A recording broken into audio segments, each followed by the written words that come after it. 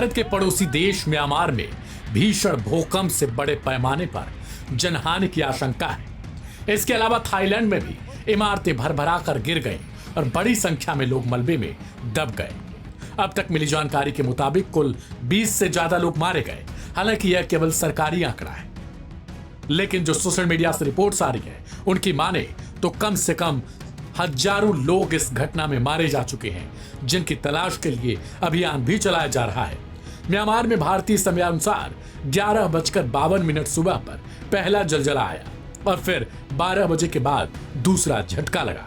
दोनों बार तीव्रता Richter scale पर 7 से अधिक थी, जो विनाशकारी माना जाता है। पहली बार में 7.2 की तीव्रता का भूकंप था, जबकि दूसरी बार में यह और तेज हो गया और 7.7 हो गया। इन झटकों ने पूरे म्यांमार को हिला डाला और पल भर में ऊंची इमारतें जमींदोज हो गई। म्यांमार के मांडले में एक मस्जिद के ढहने से कम 10 लोगों की मौत हुई। इसके अलावा यूनिवर्सिटी में भूकंप के बाद आग ही लग गई। स्थानीय मीडिया आउटलेट खित ने यह जानकारी दी।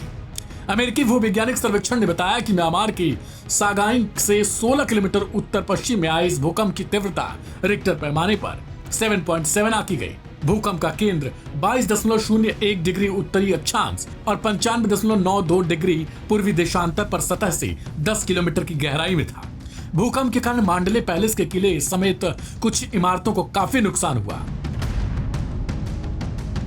मांडले क्षेत्र में कई इमारतें मिट्टी में मिल गई, जबकि मांडले और यांगून को जोड़ने वाले कई सड़कें क्षतिग्रस्त हो गईं, जिससे पूरी तरीके से परिवहन व्यवस्था बंद हो गई। इधर दूसरी तरफ बात करें तो भूकंप के बाद लाओस की राजधानी वियंतियाने, थाईलैंड की राजधानी बैंकॉक और वियतनाम की राजधानी हनोई में भी भूकंप के तेज झटके महसूस किए गए।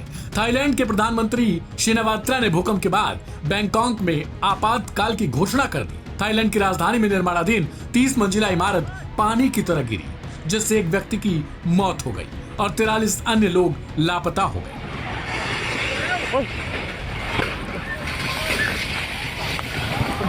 उधर लाओस की राजधानी वियंतियाने में 3 मंजिलों से ऊंची इमारतों में जबरदस्त कंपन महसूस किया गया। हनोई और हो ची मिन सिटी में ऊंची इमारतों में रहने वाले निवासियों को भी जोरदार कंपन महसूस हुआ। म्यांमार में भी बचाव अभियान तेज है और राजधानी यांगून में इमरजेंसी लागू की गई। आम लोगों के लिए निकलने पर भी रोक लगा दी गई और सिर्फ बचाव दल ही सक्रिय हैं। थाईलैंड में घायलों को अस्पताल पहुंचाने और अन्य कार्यों के लिए सेना को बुलाया गया। दूसरी ओर म्यांमार की हालत बद से बदतर हो गई। म्यांमार की सत्ताधारी सेना ने भूकंप के बाद अंतर्राष्ट्रीय सहायता मांगी, क्योंकि उसे मालूम है कि वो अब इतने बड़े पैमाने पर लोगों को सहायता नहीं दे सकता। यहाँ तक कि कई जिलों में आपातकाल की घोषणा है। सोशल मीडिया वेबसाइट एक्स पर बैंकॉक में आए भूकंप से जुड़ी कई तस्वीरें और वीडियो वायरल हो रहे हैं। लोगों ने कहा कि भूकंप के दौरान जमीन करीब 1 मिनट तक हिलती रही, जिससे पूरे शहर में अफरा तफरी मच गई। बैंकॉक में भी इमरजेंसी की घोषणा कर दी गई है। इसके अलावा बैंकॉक के भी हालत बहुत ज्यादा बुरे हो चुके हैं। इस रिपोर्ट में इतना ही। तमाम अपडेट्स के लिए सब्सक्राइब करें लाइव हिंदुस्तान।